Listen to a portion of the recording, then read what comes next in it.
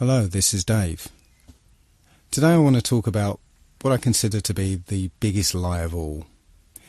It's a subject I've been looking at for the last 6 months, and I've been pretty hesitant to talk about it because, it's a really controversial subject. Now, I stumbled across this completely by accident. I was researching something on a totally unrelated topic and happened to see an intriguing sounding video. So I clicked on it, but the subject was so preposterous that I was just about to turn it off when it happened to say something that piqued my interest. So I watched the video completely to the end. And by the end of it, I had questions. I had some serious questions. So I'm going to ask you to be open-minded about this. This is very, very controversial and difficult to get your head round. So just bear with this and keep an open mind. So, in order to determine the truth, I'm going to be using a few principles here. The first of which is the scientific method, something that the scientific community doesn't seem to use these days. But the scientific method is where a theory or opinion is put forward that matches what we observe. But if something comes along that contradicts those observations, then the theory must be discarded. The second principle is Occam's razor. That's quite simply, the simplest explanation tends to be the truth. The third principle I'm going to be using is from Sherlock Holmes. When the impossible has been eliminated, whatever is left, however improbable, must be the truth. I'm also going to have to accept a couple of things. The first of which is what I call the ant's perspective. If you imagine an ant walking across a runway and all of a sudden a jumbo jet lands next to it, the ant's probably going to say, "What the hell was that?"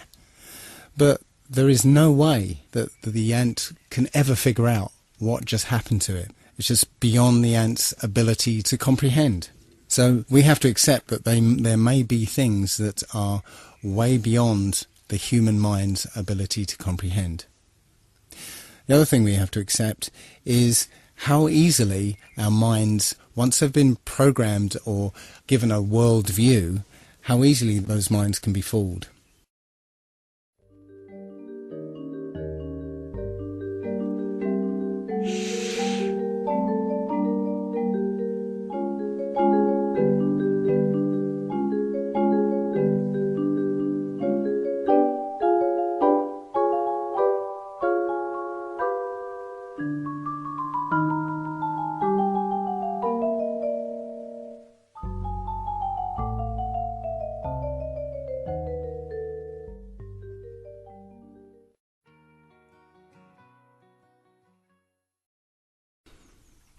You started watching that video with a certain world view. After all, you know what a room looks like. But those preconceptions caused you to ignore some of the subtle cues that would have given the game away, such as the black rectangle underneath the chair, or the difference in colour between the cups, or even the strange angles of the picture on the wall. You believed a visual lie because your world view was so powerful that it blinded you to any evidence that contradicted it. The other thing I'd like to mention at this point is how easily we can be fooled by two-dimensional imagery. We've been trained and conditioned to suspend disbelief when we see certain two-dimensional imagery, such as photographs. A photograph is not reality. It's a photograph. And photographs can be altered and manipulated. Video is not reality. And here's some examples of that.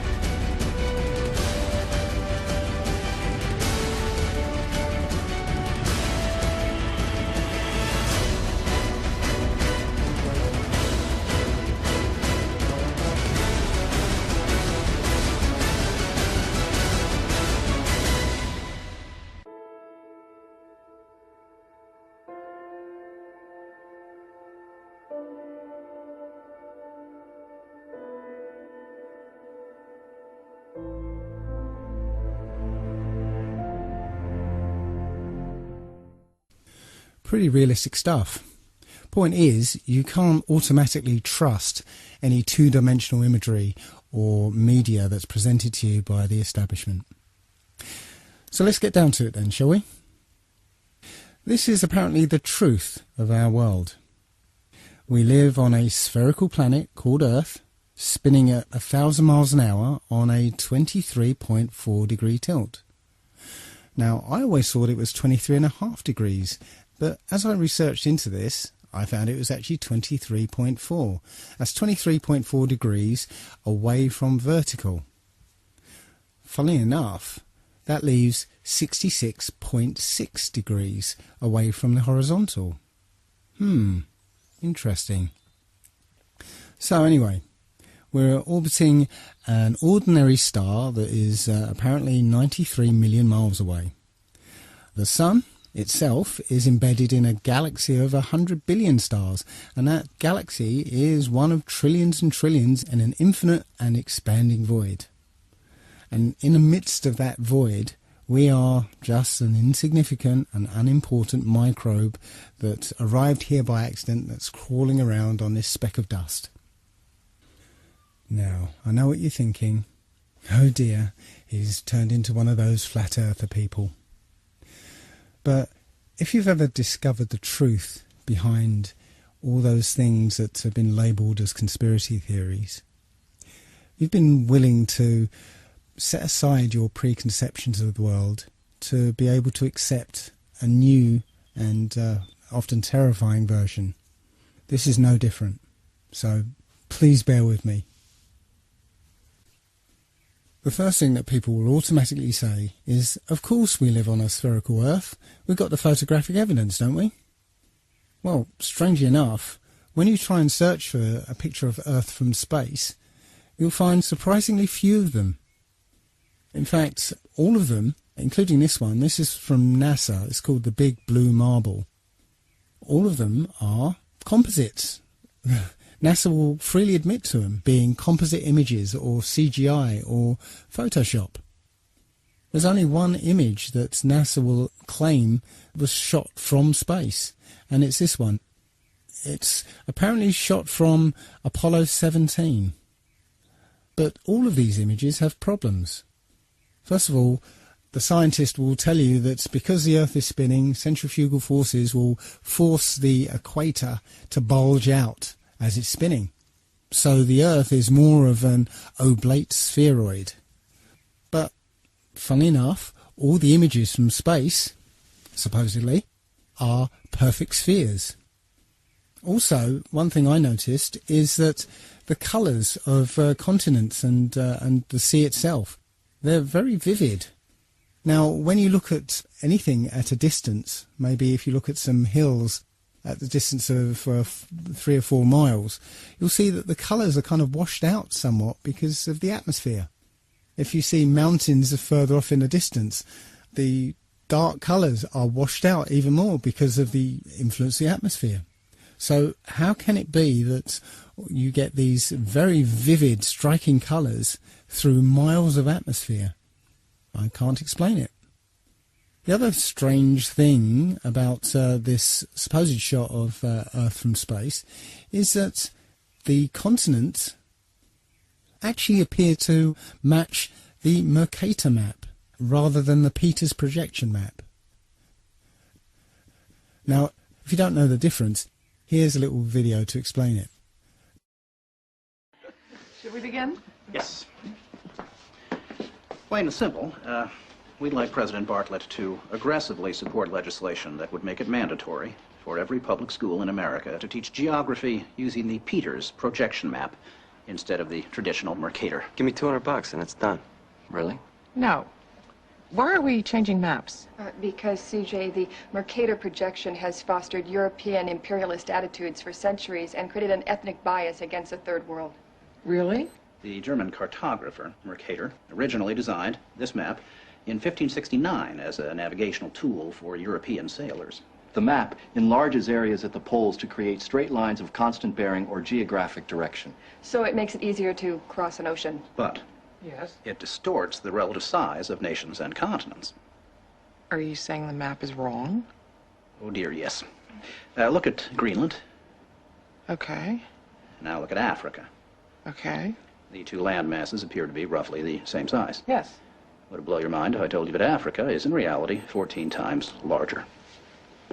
Yes? Here we have Europe, drawn considerably larger than South America. When it's 6.9 million square miles, South America is almost double the size of Europe's 3.8 million. Alaska appears 3 times as large as Mexico, when Mexico is larger by 0.1 million square miles. Germany appears in the middle of the map when it's in the northernmost quarter of the Earth. Wait. Relative size is one thing, but you're telling me that Germany isn't where we think it is? Nothing's where you think it is. Where is it? I'm glad you asked. The Peters projection. It has fidelity of axis. Fidelity of position. East-west lines are parallel and intersect north-south axes at right angles. What the hell is that?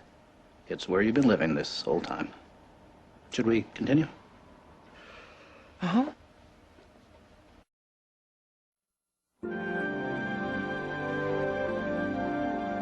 So, you're probably wondering what all of this has to do with social equality. No, I'm wondering where France really is. Guys, we want to thank you very much for coming in. Hang on, we're gonna finish this. Okay. What do maps have to do with social equality, you ask? She asked. Salvatore Natoli of the National Council for Social Studies argues, in our society, we unconsciously equate size with importance and even power.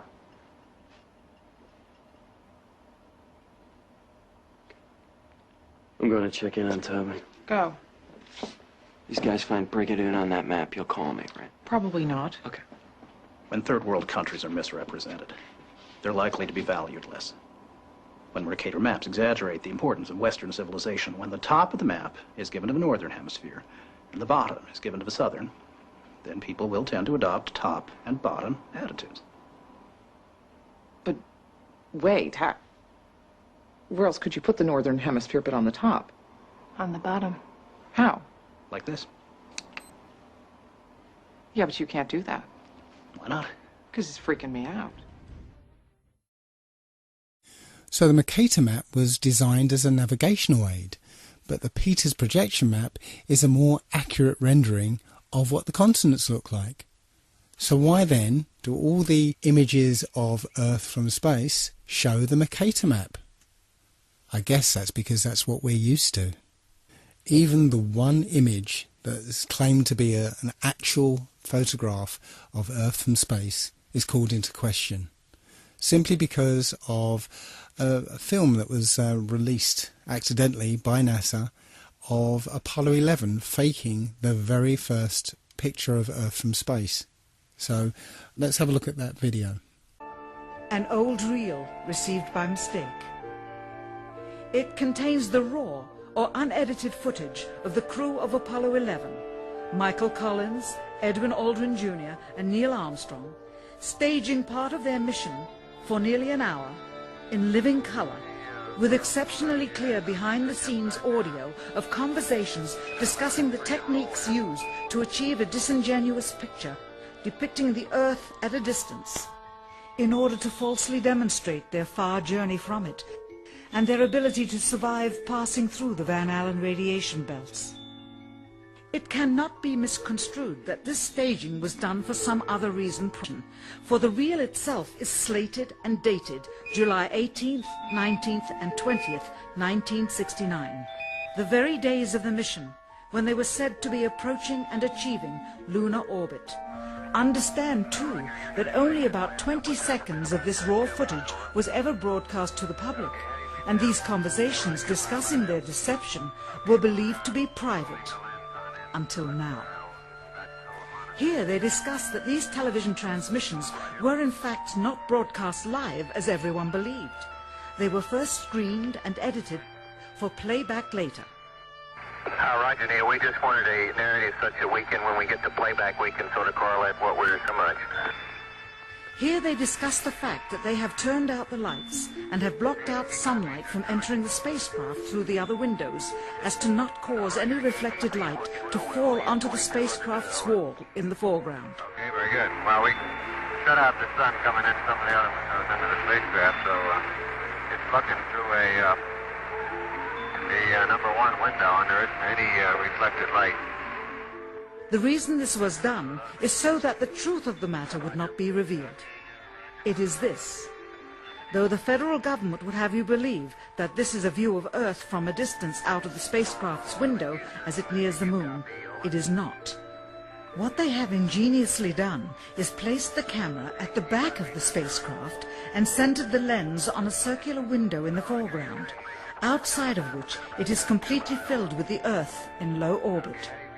The circumference of the window then appears to be the diameter of the Earth at a distance, with the darkened walls of the spacecraft appearing to be the blackness of space around it. That is why they wanted the interior dark and blocked out the sun from any other windows. Here you can see the extruded window, probably 2 inches thick at the bottom. This is because the Earth's shine is coming in at a downward angle. It also causes the Earth to appear to be an irregularly shaped circle, for you are seeing the outside of the window at the bottom and the inside of the window at the top, which together form 2 different sized halves of a circle. Subsequently, this take was never used. As they perfected the shot, a crescent-shaped piece of black material was inset slightly into the window to create the illusion of the Earth's terminator line dividing night and day. It is uncannily convincing. During this segment, intended to be edited and played back later for the worldwide television audience, dated July 18, 1969, Neil Armstrong condemns himself as he states that he is 130,000 miles out, or halfway to the moon, as the NASA flight log also states on this date, when he is in reality in low Earth orbit of a few hundred miles. Roger, Houston, Apollo 11. Calling in from about 130,000 miles out. Here, during another segment, also intended to air after review, Neil Armstrong falsely explains to the viewers how the shot is attained by putting the camera's lens to the window's glass, as it would have to be if they were the claimed distance away from the Earth. We only have one window that has a view of the Earth, and it's filled up with a TV camera. If the window was completely filled up with a TV camera, as he stated, then an astronaut's arm would not be able to get between the camera and the window, as it obviously does here in this outtake. South America becomes invisible just off beyond the Terminator or inside the shadow. You can also notice how the astronaut operating the camera reacted to the mistake by attempting to pan away from it. Blue gas, see white bands of major cloud formations across the Earth. And This is a segment that they believed wasn't even being recorded, much less suitable for broadcast, for the lens was being zoomed out and the scene was being changed to that of an interior of the astronauts at work, and apparently the stop button popped back up on the recorder without notice. Here is the diffused work light that they used to see camera controls, but not throw light onto the spacecraft's wall. Here they remove part of the crescent insert.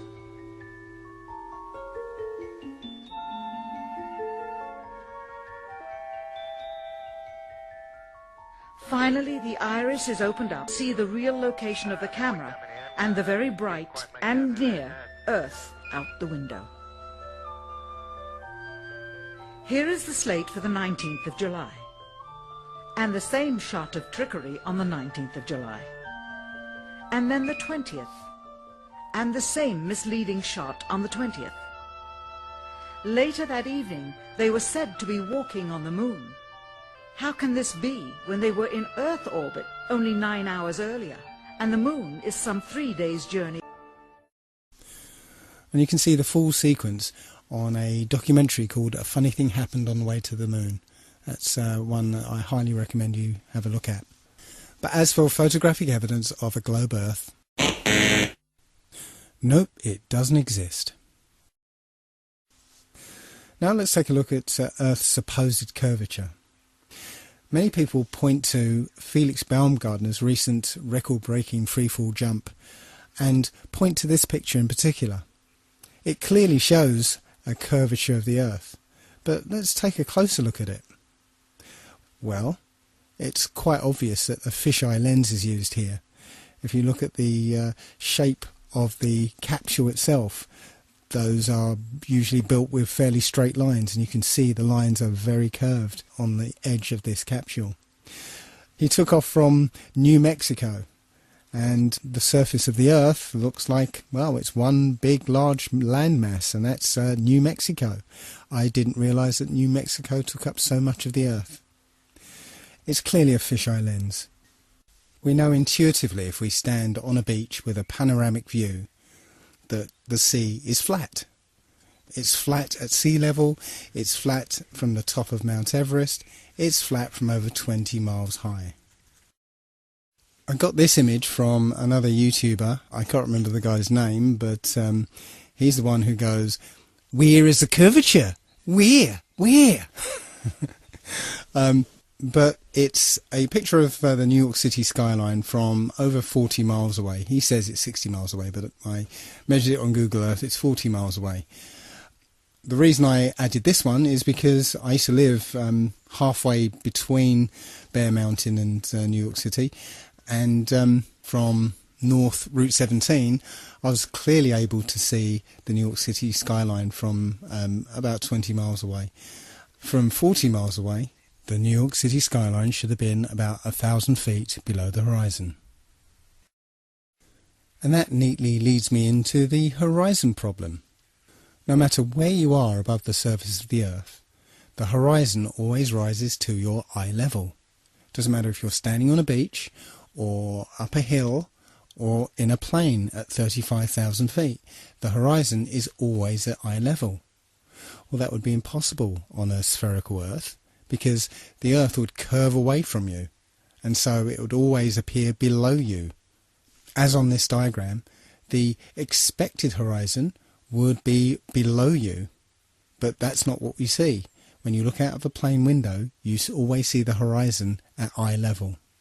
And it doesn't matter how big you make the Earth below the plane, the horizon would always appear below you.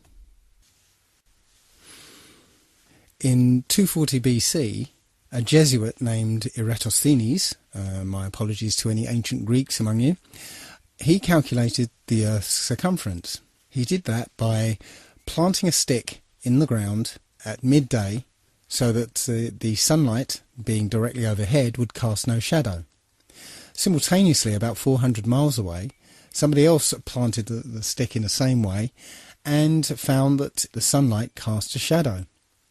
So by taking a shadow length and knowing the distance between the sticks, you could theoretically work out the circumference of the Earth. Take note that this method requires that the sun be a long way away, so that the light coming from the sun is all parallel. Just keep that in the back of your mind, because we'll come back to this later. However, it turns out that you'd get exactly the same results on a flat Earth if the sun were only 3,100 miles away and 34 miles across. Now, as crazy as that might sound, I just want you to keep that in the back of your mind, because we're going to come back to this as well. Perhaps the most famous experiment to disprove the idea of a curvature was performed by Samuel Rowbottom in the late 1800s. The Old Bedford Levels experiment was performed on a canal in Cambridgeshire, which is perfectly straight for 6 miles. What Rowbottom did was put a telescope 6 inches above the water at one end of the canal and had a friend row a boat to the other. The boat had a flag on it, and Rowbottom was able to see the boat and the flag along the entire length of the journey. Now, if the Earth were curved, the boat should have been 16 feet below the horizon at the other end of the canal. Plenty of other such proofs exist concerning landmarks that can be seen much further away than the curvature of the Earth would allow. The most notable would be the Notre Dame Antwerp spire, which stands about 403 feet high and 468 feet above sea level. But sea captains are able to see the spire with a telescope from an amazing 241 kilometres away. If the Earth were a globe, then the spire would be actually a whole mile below the horizon. The Earth has a curvature? I don't think so. So let's take a look now at the idea that the Earth is spinning. Our common sense intuition tells us that the Earth is motionless. We have senses that detect changes in velocity. Why is it then, if you've, say, always lived in England, where the velocity of the Earth there is something around, I think it's 700 miles an hour, and you get on a plane and fly down to the equator, where it's actually spinning at over 1,000 miles an hour, why is it that you don't feel dizzy and notice the change in velocity? Well, we'll ignore that. There are many theories that supposedly show that the Earth is spinning. But I want to concentrate on one such theory, which is that the motion of the stars prove that the Earth is spinning. This theory proposes that the stars are static, fixed and unchanging, and it's the Earth that's spinning around at 1,000 miles an hour, and that the axis of spin is pointing at a particular star called Polaris, the pole star. So, from an observer on the Earth, it appears that the stars are spinning around the star Polaris. Now, Polaris is something like 2 quadrillion miles away, and as far as we know, the polar axis has always pointed at Polaris. So the first obvious question is, if the Earth is wobbling on its axis and moving around the Sun and also being dragged along with the rest of the solar system, how can it remain perfectly aligned with a star that's 2 quadrillion miles away? Well, we'll put that aside for the moment and just concentrate on the motion of the stars. If you were to set up a camera pointing at Polaris in the night sky and leave it on a long exposure, you'd get a pattern of star trails around Polaris, supposedly reflecting the 1,000-mile-an-hour spin of the Earth. But wait a minute, isn't the Earth orbiting the Sun at 67,000 miles an hour? And come to think of it, isn't the Sun moving through the galaxy at 600,000 miles an hour? Then why is it the only motion we see is the slowest one, when the orbit around the Sun is 67 times faster than the supposed spin of the Earth, and the motion of the Sun, dragging the solar system behind it, is 600 times faster than the spinning of the Earth? Something doesn't add up. The point is, you wouldn't see these perfectly circular star trails. If you took into account all the other relative motions, you just wouldn't see these perfect circles. Where's the motion? Where? The simplest answer is the Earth isn't spinning or orbiting or being dragged. The Earth is fixed, and it's the stars that are moving.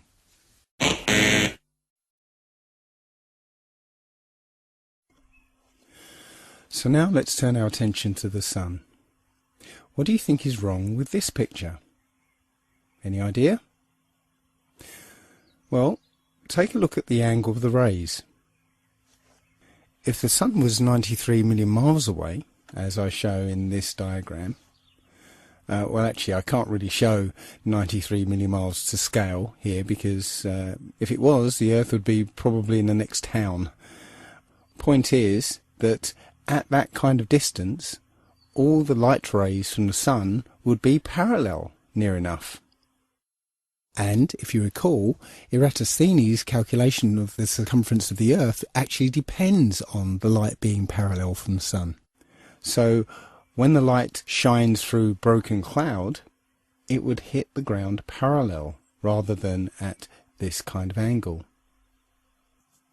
So, if you're able to measure the angle of these sun rays, you can basically, with a bit of simple geometry, figure out exactly how high the Sun is.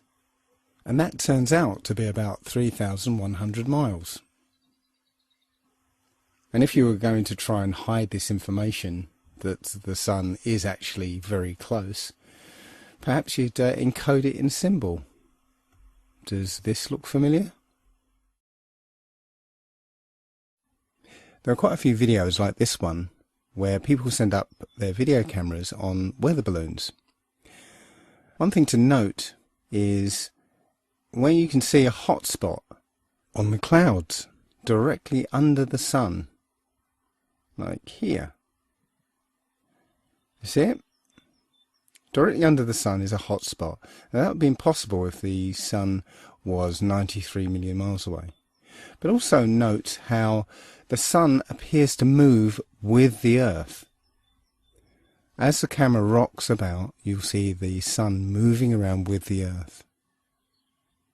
Now again, if the sun was 93 million miles away, you wouldn't see that. Just like if you were on a speeding train, the trees next to the track will whiz past you, but the mountains in the distance would, well, they'd hardly move. And if the sun was behind those mountains, the sun wouldn't move at all. So just like in this diagram, you can see there's a sun a long, long way off and a sun that's directly above the kind of landscape. And as the camera is simulated to move here, you can see that the closer sun is moving with the simulated Earth here. But the one further away moves as if it was further away. You can see it hardly moves in relation to the Earth. Again, that's not what we see in these videos. The sun appears to be directly above the flat Earth. In the flat Earth model, the sun rotates around us and only appears to rise and set because of the way our vision works. We see in perspective. That is, the horizon is at our eye level, and as things recede from us, they tend to converge to the centre of that horizon line, to a place that's known as the vanishing point. Just as if you were standing at the end of a very long corridor, you would see that the walls would appear to converge. The floor would appear to rise up to meet the horizon, and the ceiling would also appear to move downwards. Of course, the walls and the ceiling are all parallel to each other, so they don't actually move anywhere, but it would just appear that way. And anything that lies beyond the vanishing point is effectively invisible to us. It's beyond the limit of our vision. The clouds in this picture are all at the same height, but the further they are away from you, the lower down in the sky they appear to be.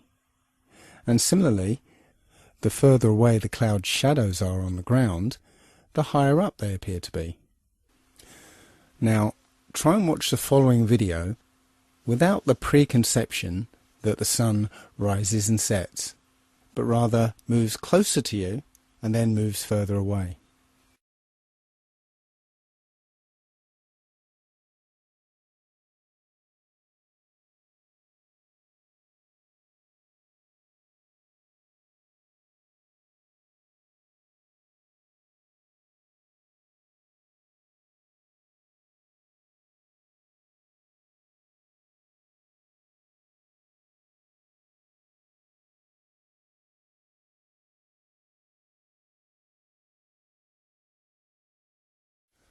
I'm afraid I can no longer take the idea that the sun is 93 million miles away very seriously at all.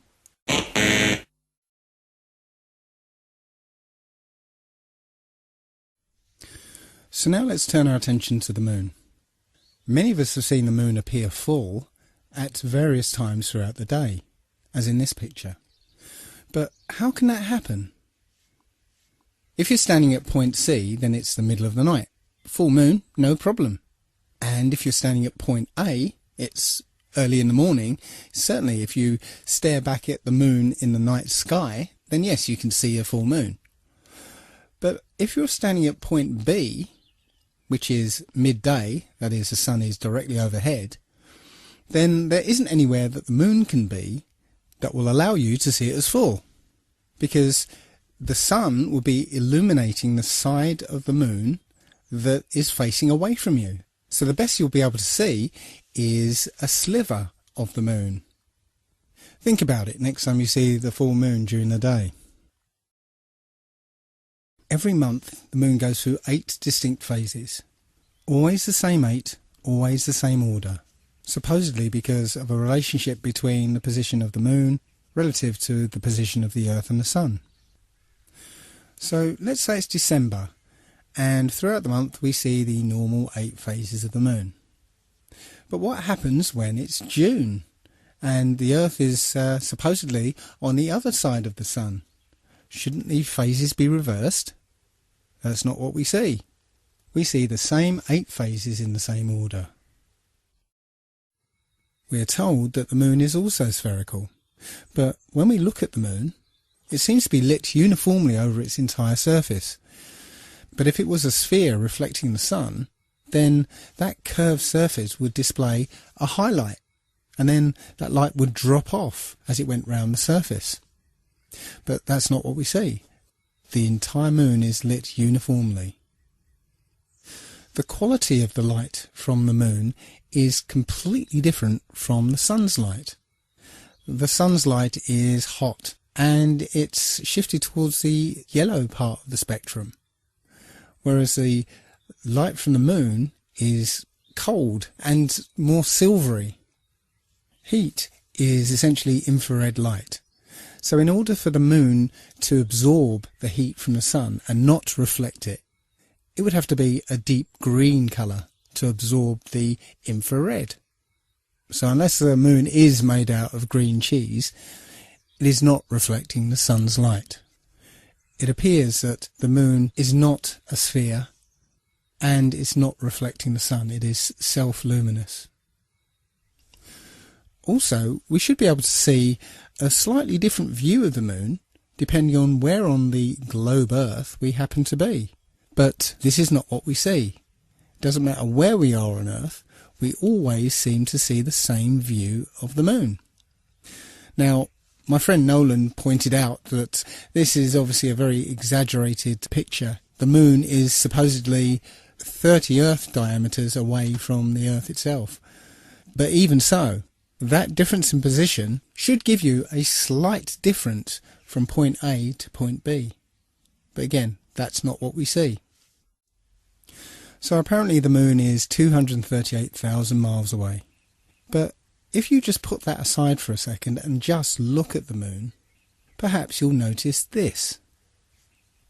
In this example, only the clouds close to the moon are lit up, not the clouds further away. That indicates that the moon is much, much closer than we've been told. Because if the moon were 238,000 miles away, then all the clouds should be illuminated, not just the ones closest to it. And here's an example of a schoolboy mistake. This is a famous picture from Apollo 8, which is entitled Earthrise. It was taken from above the moon's surface, looking back at the Earth. The only problem is, the Earth appears the same size as the moon appears from the Earth. But the Earth is 4 times the size of the moon. So it should have looked like this. Somebody screwed up. Now, there will be some people who still think we went to the moon. I can't believe that there are still people who think that 1969 technology went over 400,000 miles, managed to navigate to the moon using computers that were orders of magnitude less powerful than the first iPhone, passing through the immensely hazardous Van Allen radiation belts, which, by the way, NASA cannot figure out how to get through today, somehow landed on the moon, spent a delightful few days planting flags, playing golf, riding around on dune buggies, and then took off, or rather levitated off the lunar surface, only briefly nipping back to pick up the person operating the camera, and returned safely. And not just once, but 7 times.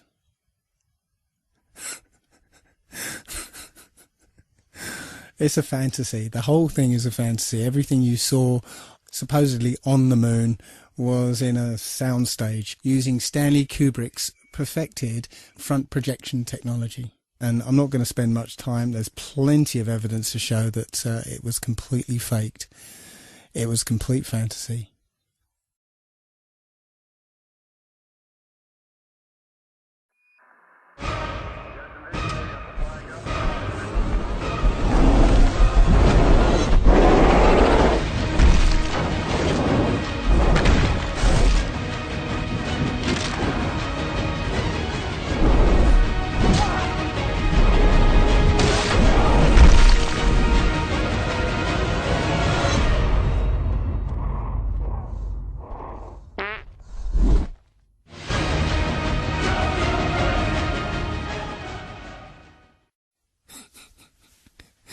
Sorry, couldn't resist it.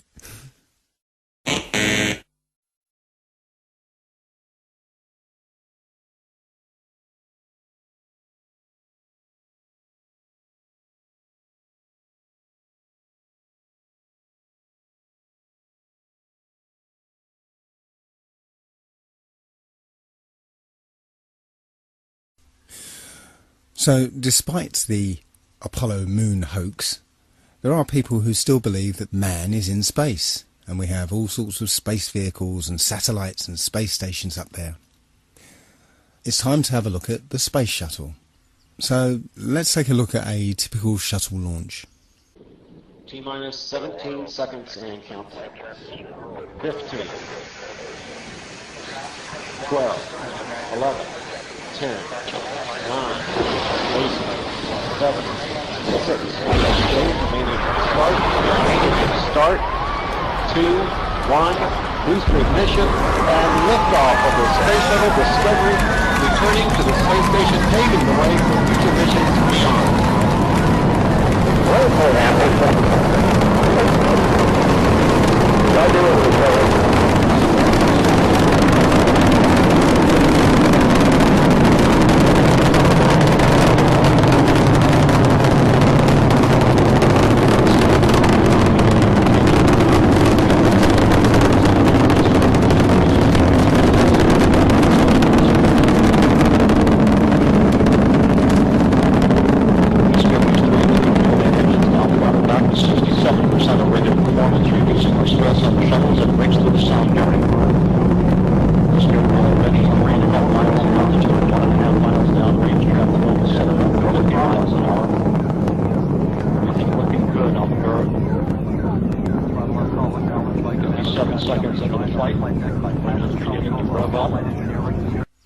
Now, I'd like to stop it there for a moment because I'd like to draw your attention to the shuttle's trajectory. Now, as a kid, I often wondered why it was that all rockets and space shuttle launches, they never ever went straight up. They always curved off to one side. Now, I remember being told at the time that it's because the Earth is spinning and the rocket is actually still going straight up, but from our point of view, we're just spinning away from it, so it looks curved. Well, you can't have it both ways. If that's the case, then when we jump into the air, we should land about a kilometre to the west. So you can't have it both ways. The quickest way into orbit would be straight up. Going horizontal would be the long way round. Let's continue. Standing by for the throttle up call from Capcom Steve Pro. Okay, at this point, the shuttle is horizontal. That is, it's not getting any higher, it's simply travelling horizontally along the ground. And as you'll see in a few seconds, when the booster rockets separate, they still fall to the ground under the influence of so-called gravity. Discovery, you can go and throttle up. Go and throttle up. Throttle up. Throttle up, throttle down, like Commander Steve Lindsay.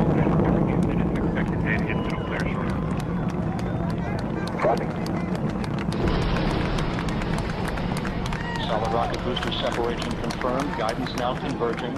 Discovery's onboard computers commanding the main engine nozzles to swivel, aiming the shuttle for its precise target in space for main engine cutoff. You have a good forward leg now and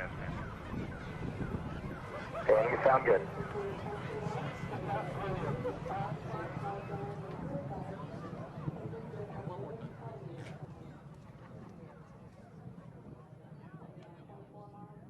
Discovery Houston, negative return.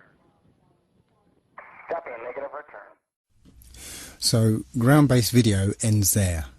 Not because the shuttle's too high, but because it's too far away downrange. As I said, it's travelling horizontally at this point. So what's missing is what they call MECO, main engine cutoff. That means the shuttle no longer has any power behind it whatsoever.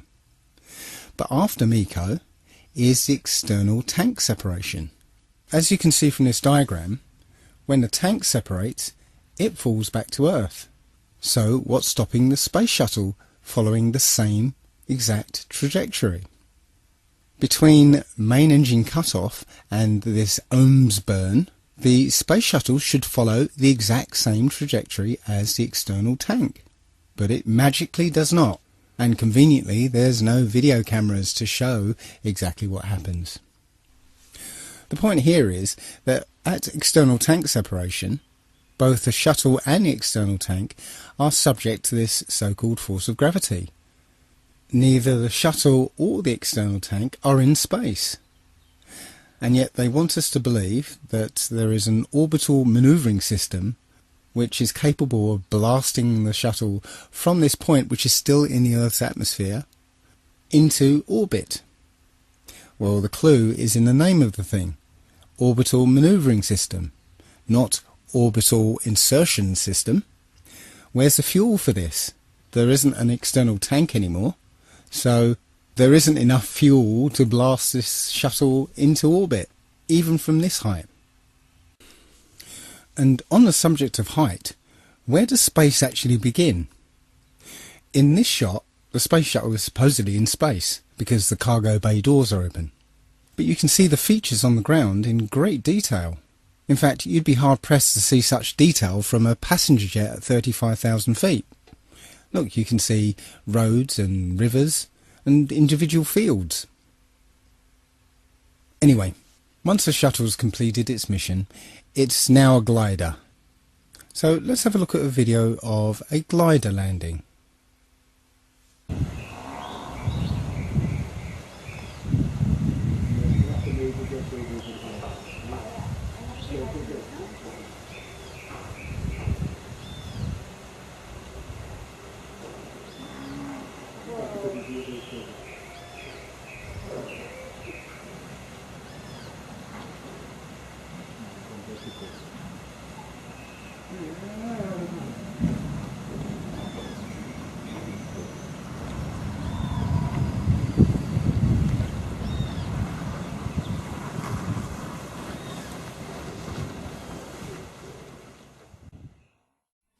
Now let's take a look at NASA's glider landing, and pay particular attention to the sound of non-existent jet engines powering down after landing.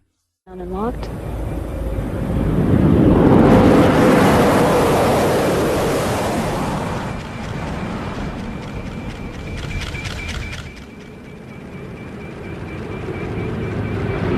Main gear touchdown.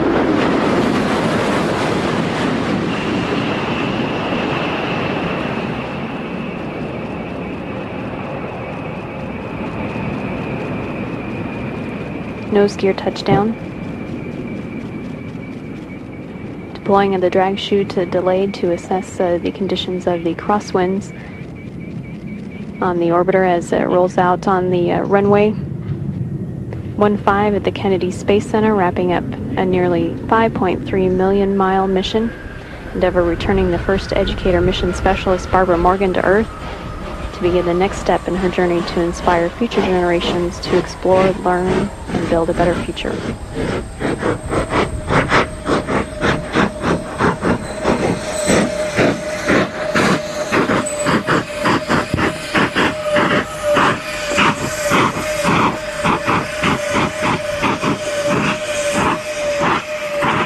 Houston, Endeavour, wheel stop. Roger, wheel stop, Endeavour. Congratulations.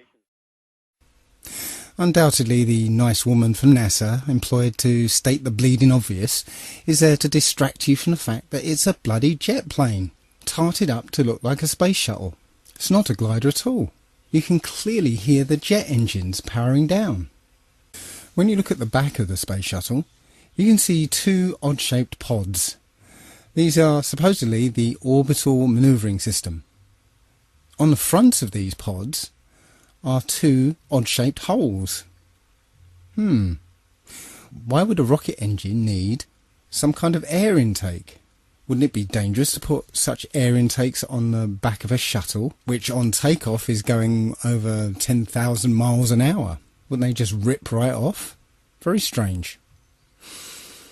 No, these holes are precisely what you'd have if you wanted to hide an air intake to a jet engine. So here's a conspiracy theory. If I was on the receiving end of upwards of 200 billion of taxpayers' money, perhaps this is what I would do. Well, I'd spend a few million on some of what they call hero models. Space shuttle mock-ups that look the part, have lots of flashing lights and computer screens and stuff, but are not flyable. They'll end up collecting dust in museums anyway.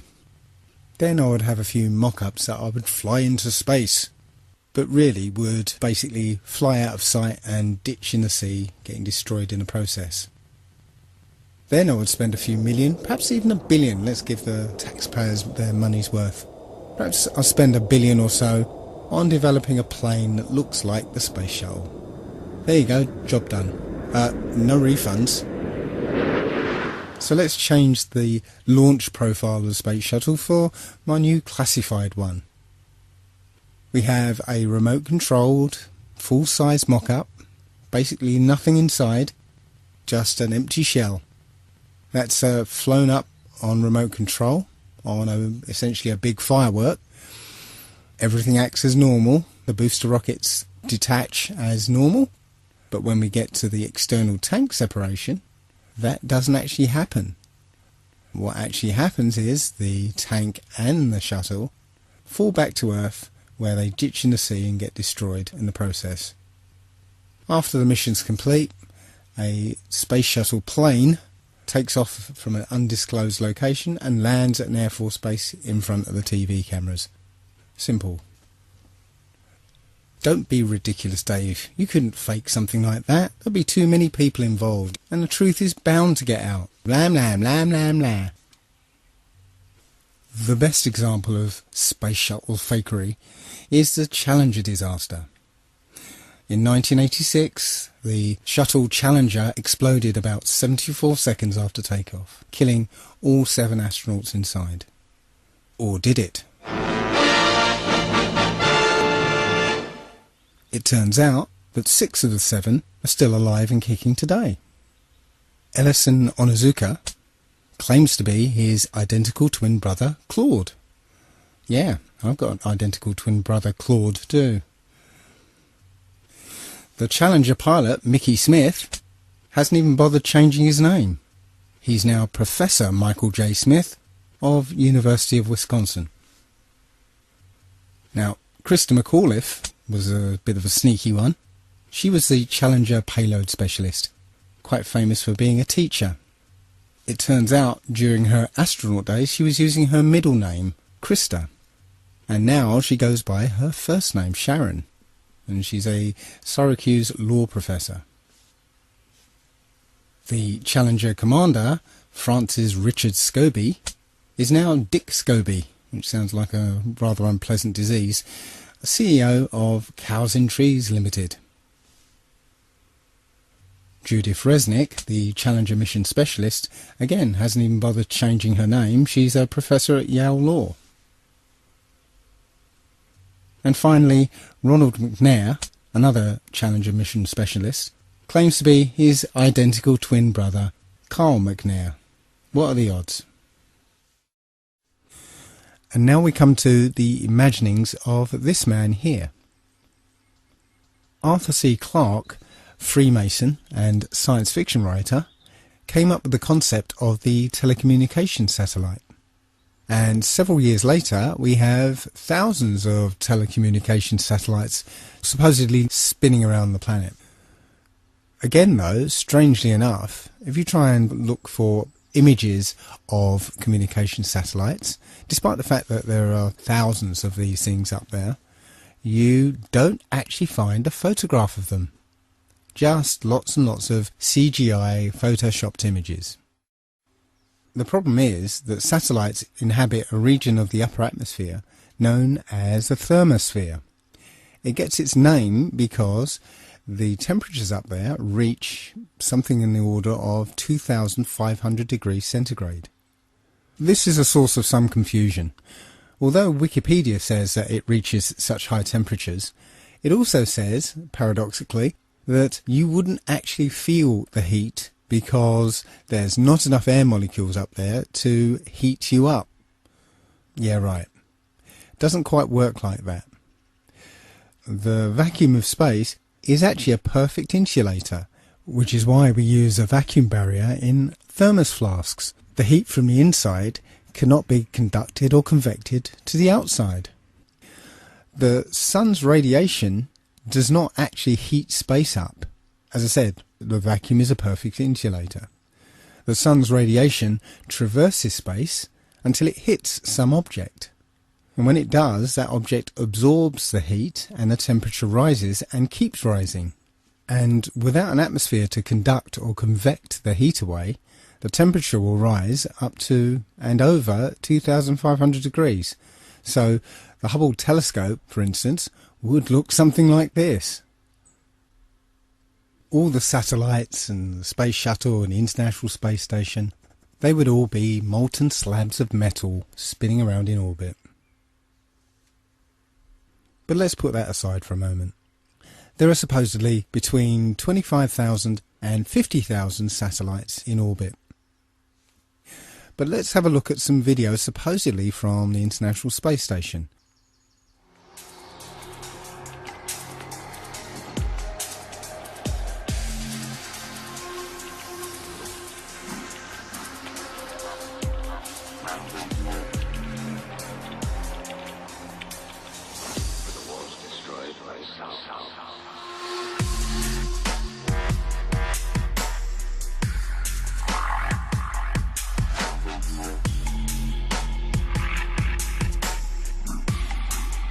Can you see any one of these 26,000 to 50,000 satellites? I can't.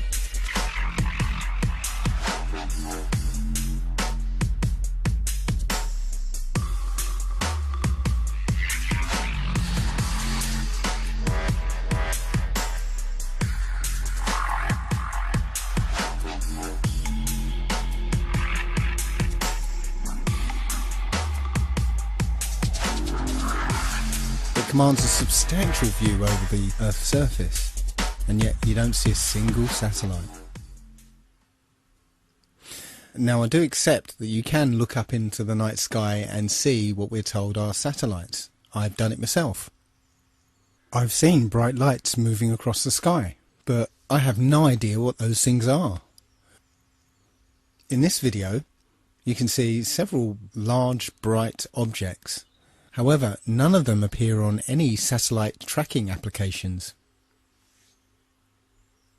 When you look up at a jet airliner flying at 35,000 feet, you can only see it as a small dot.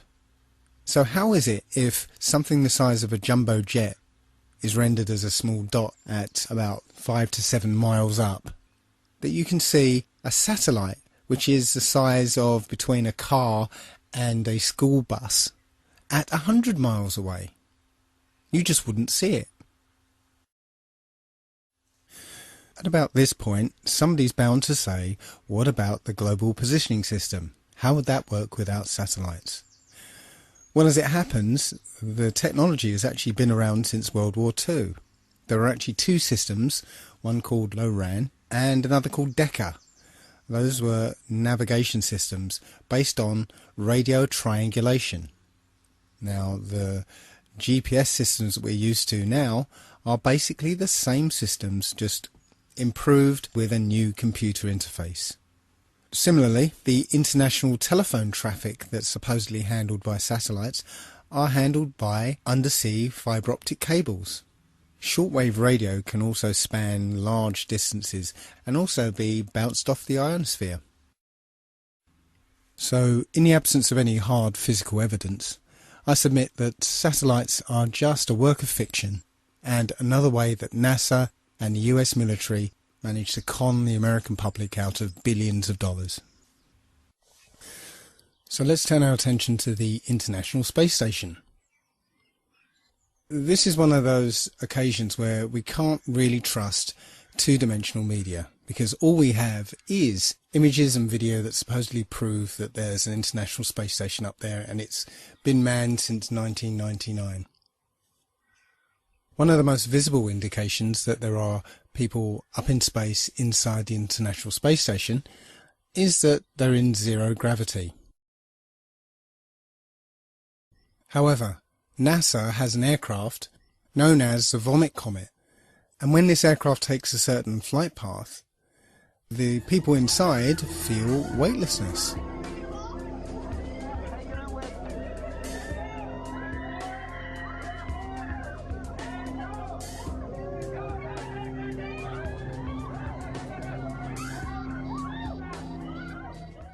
So it's almost certain that NASA has an aircraft fitted out to look like the International Space Station's interior.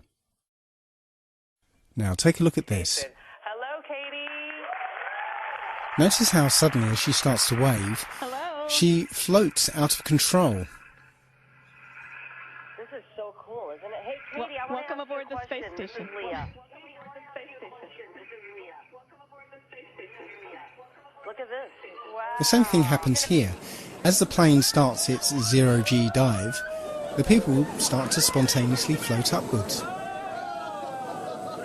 The other problem with this technique is that this aircraft can only simulate zero gravity in 45-second to a minute bursts. So NASA employs many little tricks here to simulate weightlessness. None of their footage is live, it's all pre-recorded and edited, so plenty of scope there to use some of the cinematic tricks that we're used to, like harnesses and wires that are edited out later with CGI. But here we can see one of the tricks they use to maintain continuity between periods of weightlessness. Take a look at this woman's hair. Doesn't it look a bit strange to you? Look how it seems to spring back into place. We're led to believe that this is an effect of weightlessness, that the hair will just sort of float around. But it doesn't quite seem natural, does it? Here's video from the Vomit Comet again. Watch the way this woman's hair flows as she moves.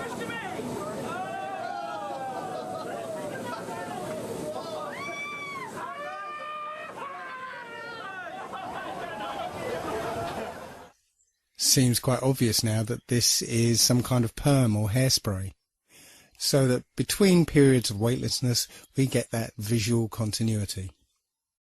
Now, there are plenty of examples of these gravitational anomalies, but I'm not going to spend too much time on it. I just wanted to show that all these things that you can see from NASA can be simulated and CGI'd up for your benefit.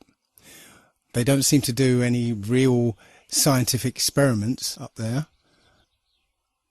The effort seems to be just to get you to believe that they're there. That's it. There are also plenty of anomalies when you look at spacewalks. For footage of spacewalks on the exterior of the International Space Station, NASA will freely admit they have a huge swimming pool called the Neutral Buoyancy Lab, where they train their astronauts, and within this huge swimming pool they have a mock-up of the exterior of the International Space Station. I'm going to show you a video from a YouTuber called Jungle Surfer, who's done the best expose of spacewalking anomalies. Another aspect of the illusion of space travel is spacewalks. These are faked inside a swimming pool. It's a custom-built swimming pool, and that's a great way to fake zero gravity. About 6 months ago, in 2013, a gallon of water leaked into one of their spacesuits in a matter of seconds. NASA doesn't really have a proper explanation for how on earth this could have happened. There shouldn't be water leaking into someone's helmet and a person almost drowning in space. How can you drown in space? They now wear snorkels to make sure that they don't drown in space. How can this be happening? A snorkel in space?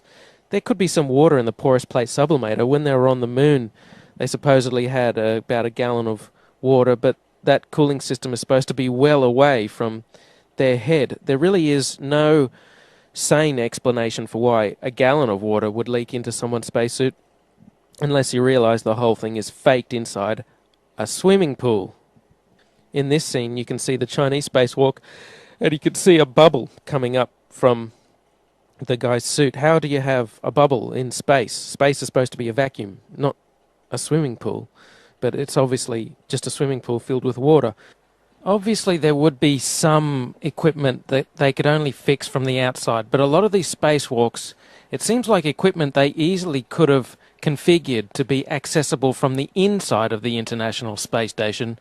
It seems more like an excuse to get out and show their other space trick, which is the faking of spacewalks in a swimming pool.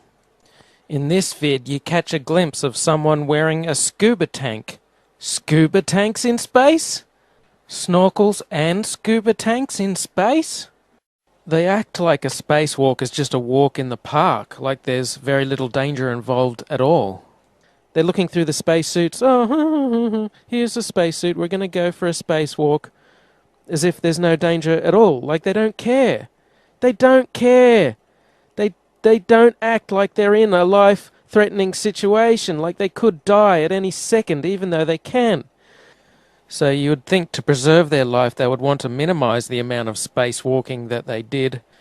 But there seems to be an abundance of equipment on the outside of the International Space Station that constantly requires repairing, which makes for a good TV spectacle and is inspired by movies like Sandra Bullock's Gravity. And after Gravity came out, they of course had to do another spacewalk to fix some emergency, some piece of equipment that their lives depend on that amazingly they can fix every time.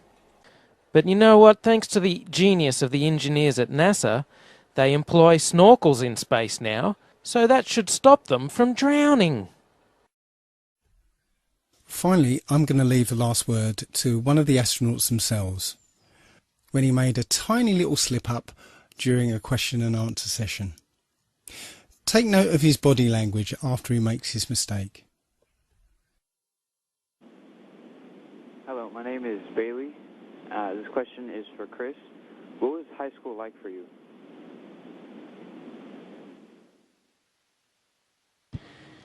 Well, it was the 1980s, so the music was different, the hairstyle was different, the clothes we wore were different than today, but probably in 5 or 10 years it'll be the same. And in school, I was just like you, probably all of you there. I tried my best. I didn't always succeed, didn't always do well, but I put my best effort into school. Math and science were kind of my favorite subject. I didn't really like English and reading too much, but I've since grown out of that, and I enjoy reading now. And I played a lot of sports. And all of that happened in a little town called York, Maine, across the United States from where we're talking to you right now. Whoops. Called York, Maine, across the United States from where we're talking to you right now. Hello, my name is Steve Owen. I'm a teacher here at Riverside Prep. I'd like to ask you about the stress associated with the long periods in the space station. I'd like to ask Karen, what is the training that you get to cope with that stress and related psychological issues?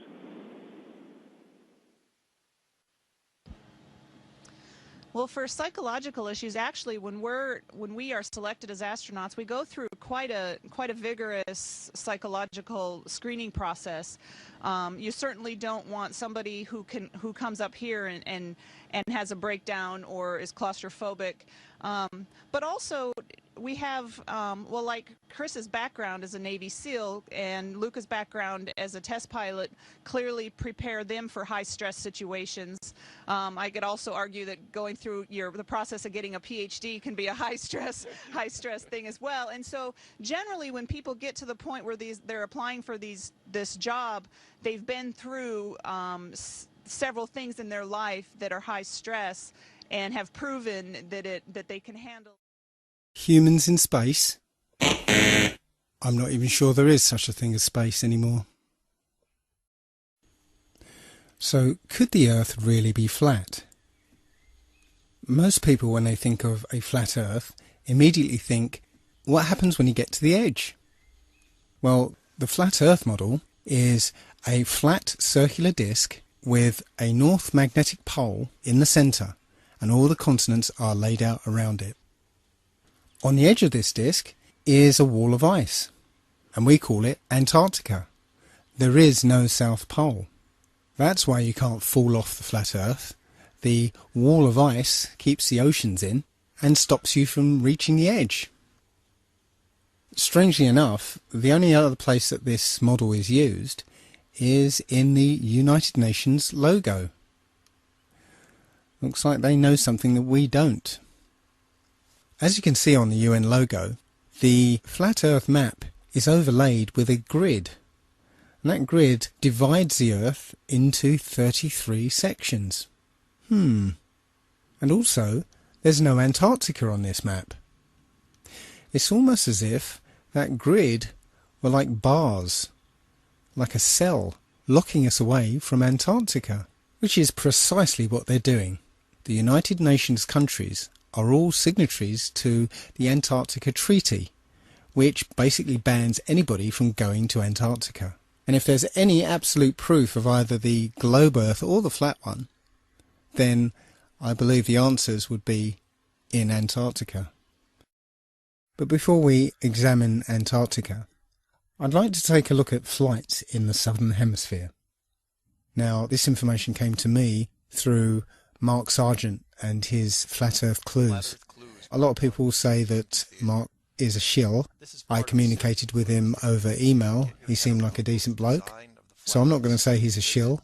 He has his ideas, his views, his perspectives, as I have mine, and everybody else has theirs. So I'm not going to say he's a shill, but nonetheless, his Flat Earth Clues were very well done, and I got a lot out of them, so thank you, Mark. The crux of this issue is the lack of direct flights in the Southern Hemisphere. I took a look at some of these flights, and particularly focused on flights from Cape Town to Auckland, New Zealand. Generally, flights in the Southern Hemisphere tend to be indirect, with one or more connections and lengthy layovers. Such is the case with this one from Cape Town to Auckland. This flight came out around about 37 hours with a connecting flight in Dubai. Now if you look on a map, Cape Town to Auckland is a straight shot across the Indian Ocean, 7,310 miles. That should take about 12 hours. But in this case, we're taking thousands of miles north to Dubai, then back down south to Melbourne, and then across to Auckland. It doesn't make any sense. Until, that is, you look at it on the Flat Earth model. Now you can see it's a straight line from Cape Town to Dubai to Melbourne. And the distance is more like 16,000 miles. So the total journey time of 37 hours is there to hide the fact that your actual flight time is 26 hours rather than 11 or 12. Now, I did find one direct flight operated by Qantas, but who knows? The flight was 14 hours long, but does that flight actually exist? I don't know. Short of booking that flight and flying it, I wouldn't know. But it strikes me that you could advertise such a flight, price it beyond the reach of most people, and cancel it for anybody who does take it. But that's just speculation. Now, the GPS system would obviously show up any anomalies in the flight plan, but it seems they've found a very simple way of getting around that problem, and that is switching off GPS tracking for all flights in the Southern Hemisphere. Now, this is an image from Flight Tracker, and you can see straight off that in the Northern Hemisphere you'll see planes over the ocean, but there are none in the Southern Hemisphere. Now, I spent some time looking at it on flighttracker.com, and I actually verified this information, but I couldn't capture the data on my computer. So here's a video of planes disappearing and reappearing off the tracking systems. So hey guys, I'm on planefinder.net. I'm tracking airplanes in the Southern Hemisphere, trying to do some research to verify or debunk this flat Earth guy. And what he said is that airplanes disappear in the South Atlantic near the, in the Southern Hemisphere when they fly over oceans. And it's true. I was tracking a British Airways flight from Buenos Aires to London, and I was tracking, and then it disappeared. And then I clicked on this plane right here, Qatar. See how the flight path, like when you click on the plane, the flight path appears or disappears, right? So I clicked on this plane looking for my British Airways flight, and I found this flight, and look, see how the flight path just starts in the middle of nowhere right here? His flight path starts in the middle of nowhere. That's because what they do with flights in the southern hemisphere is they disappear them. They turn off the GPS over the ocean, and then they reappear the flights about an hour before landing. And that's exactly what the flat earth guy said they do. And that's exactly what they're doing. This guy's going to Rome. Okay. So this is a pretty good flight to track because he's going all the way to Europe. So I just clicked on this flight, same thing. This guy, we should have saw him before when we were tracking the other plane and when we were tracking this plane that's heading to Rome. But this guy, when we were tracking the plane headed to Rome, he wasn't even on the map. He's coming from Abu Dhabi. It's in the Middle East.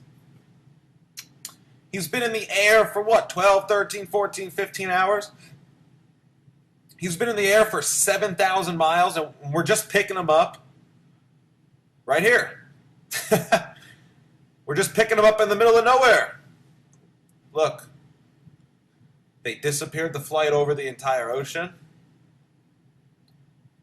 and they're reappearing it for landing about an hour before landing. Think about it. He's got 500 miles to go. It's about an hour before landing, just like the flat earth guy said. I mean, take a look at what this guy's flight path should look like on a flat earth model. This stuff's crazy. You have to look into this for yourselves. Don't pretend like you know everything, because you only know what you've been taught, and we know that the stuff we've been taught was a bunch of bullshit. So we need to question everything. Question everything, but don't believe everything. Question everything. There's a big difference. Now, I know a lot of this evidence seems circumstantial, but there are many flights in the southern hemisphere that have stopovers in seemingly nonsensical places that only make sense on a flat earth. Santiago, Chile to Auckland, for instance, stops over in Los Angeles. Nonsensical on a globe makes perfect sense on a flat earth. And the only way to verify these flight paths just happens to be switched off for all southern hemisphere flights. Circumstantial, I'll grant you, but compelling nonetheless. So let's take a close look at Antarctica. The first thing you'd encounter when you reached Antarctica would be a 200-foot wall of ice, followed by 300 miles of Antarctic desert. No life, no vegetation, and temperatures that drop to minus 100 degrees centigrade. And if you manage to survive that, then you encounter a mountain range 2 miles high. Those mountains are called the Rockefeller Mountains, and at the top is the Rockefeller Plateau. Interesting. And beyond that, nobody knows what's there. Apart from maybe one man, Richard E. Byrd. Admiral Byrd led 3 expeditions down to Antarctica. Now, the last 2 weren't just expeditions, they were military operations. Operation High Jump and Operation Deep Freeze. And here's Admiral Byrd explaining what he found down there. Admiral Byrd, our guest tonight, is not only our greatest living explorer, but he's been an inspiration to countless Americans. Admiral Byrd, you've been to both the North Pole and the South Pole. Is there any unexplored land left on this Earth? Yes, there is. But strangely enough, there's left in the world today an area as big as the United States that's never been seen by a human being. And that's beyond the pole on the other side of the South Pole from Middle America. And I think it's quite astonishing. that there should be an area as big as that unexplored. That's a tremendous So challenge. there's a lot of adventure left down at the bottom of the world. Why this interest in the bottom of the world? Nobody living down there, is there? It happens to be an untouched reservoir of natural resources. What are they? What are the natural resources there? Well, we've found enough of coal within 180 miles of the South Pole in a great ridge of mountains. It's not covered with snow, enough to supply the whole world for quite a while. Well, that's the coal. Now, there's evidence of many other minerals. We are pretty sure there's oil. Now, that coal shows the bottom of the world. Now, by far the coldest spot in the world. Where that coal is gets 100 below zero in the winter. Well, it was once tropical. So we think there's oil there, and there's evidence, probably uranium there. As I said, it's the most peaceful place in the world, but I don't think it will be for long because of this intense interest on the part of other nations and this nation. So I'm willing to say to you that there will be a number of expeditions that will follow, I think, year after year.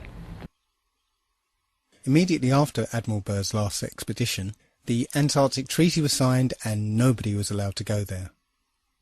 Bearing in mind all the mineral resources, unlimited coal, unlimited oil, uranium, and an entire continent the size of North America lying unexplored.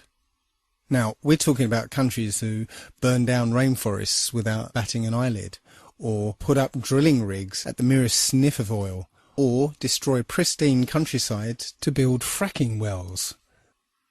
Do you think for one moment any of these countries or corporations will leave all that untapped wealth unexploited? Something doesn't ring true. Now, I don't know for sure that we live on a flat earth, but I do know that we're not clinging onto the surface of a ball. And now let's look at the how and why. How have they managed to pull this off? Well, indoctrination since childhood. There's pretty much a globe in every classroom, and it's just a given that the world is a sphere. Even our language reflects it. Global finance and around the globe. And when we're taught things in childhood and everything we look at supports that view, then we rarely go back and re-examine it. But far and away the main basis of our belief is the supposed history of our scientific endeavour. What most people don't realise is that all the characters in this story are all actors in the same club. As George Carlin put it, it's a big club and you're not in it. Ptolemy, who first put forward the heliocentric model, was acknowledged as the first Mason. Copernicus was a Jesuit priest.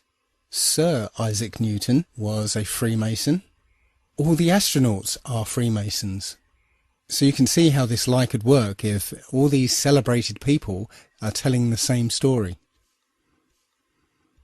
Another way we're programmed is by centralized and complete control over space information and access to space. That control is held by the space agencies around the world, NASA and RASA and the European Space Agency. It turns out that NASA is essentially composed of Nazis. Look up Operation Paperclip. NASA was actually formed from Nazi scientists transplanted to America after the war. I need not remind most people that the Nazi approach to propaganda is if you tell a lie big enough and keep repeating it, people will eventually come to believe it. And finally, we've had decades of programming through entertainment media, over 100 years of science fiction books and stories and television programs and films. I must admit to being a science fiction fan myself. I grew up watching Star Trek, Star Wars, Babylon 5, Battlestar Galactica, watching films like 2001, 2010. I truly believed that our future lay in space. I saw an exciting future for mankind. Moon bases, Mars bases, interstellar travel. But now I sincerely doubt there is any such thing as space. It turns out that the Bible had a very clear conception of what the Earth and the universe looks like. And that matches the flat Earth model more than it does the globe. And that only leaves why. Why have they done this? What's the point of this grand deception? I think Eric Dubay explains it best. That's right. Yeah, I mean, our eyes and experience tell us the Earth is flat and motionless, and everything in the sky revolves around us. But when we cease to believe our own eyes and experience, we have to prostrate ourselves at the feet of these very pseudoscientists who are blinding us, treat them as experts, astronomical priests who have special knowledge only they can access, like the Hubble telescope. So by brainwashing us of something so gigantic and fundamental, it actually makes every other kind of lesser indoctrination a piece of cake. Earth being the flat, fixed center of the universe around which everything in the heavens revolves gives a special importance and significance not only to Earth, but to us humans, the most intelligent among the intelligent designers' designs. By turning Earth into a spinning ball thrown around the sun and shot through infinite space from a godless Big Bang, they turn humanity into a random, meaningless, purposeless accident of a blind, dumb universe. So it's like trauma-based mind control, beating the divinity out of us with their mental manipulations. People are always asking, why do they do this? Other than the obvious profit margin motive, NASA being the biggest black budget black hole in existence, sucking in over $30 billion taxpayer money for the fake moon landings alone. Nowadays, hundreds of billions of dollars, and not just NASA, but RASA and all the other fake space organizations around the world, giving CGI images for hundreds of billions of dollars. So this modern atheist Big Bang heliocentric globe Earth chance evolution paradigm spiritually controls humanity by removing God or any sort of intelligent design and replaces purposeful divine creation with haphazard random cosmic coincidence. And so by removing Earth from the motionless center of the universe, these Masons have moved us physically and metaphysically from a place of supreme importance to one of complete nihilistic indifference. If the Earth is the center of the universe, then the ideas of God, creation, and a purpose for human existence are resplendent.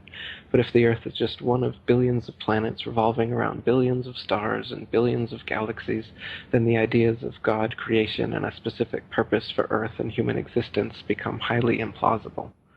So by surreptitiously indoctrinating us into their scientific materialist sun worship, not only do we lose faith in anything beyond the material, we gain absolute faith in materiality, superficiality, status, selfishness, hedonism, and consumerism.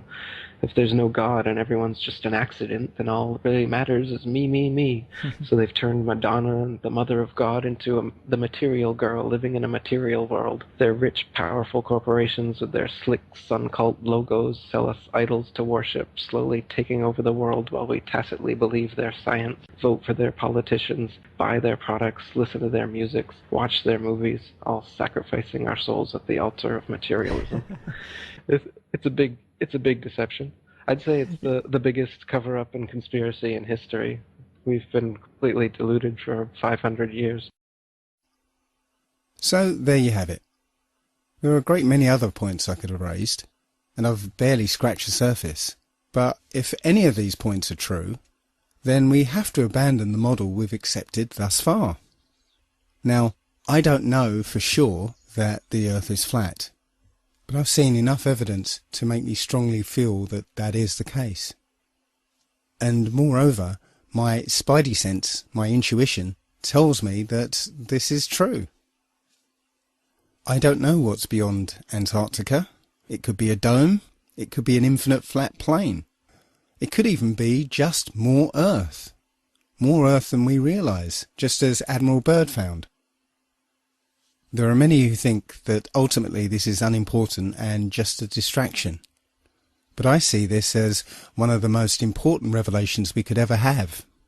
If this is the case, if this flat Earth is our universe, then it elevates man and this Earth to supreme importance, where every life, human or otherwise, is significant and sacred. And when we all realise that, then the world, the universe, changes. So I'd like to finish this the same way as Mark Sargent does. Do your own research and feel free to contact me. I'm Dave at allegedlydave.com.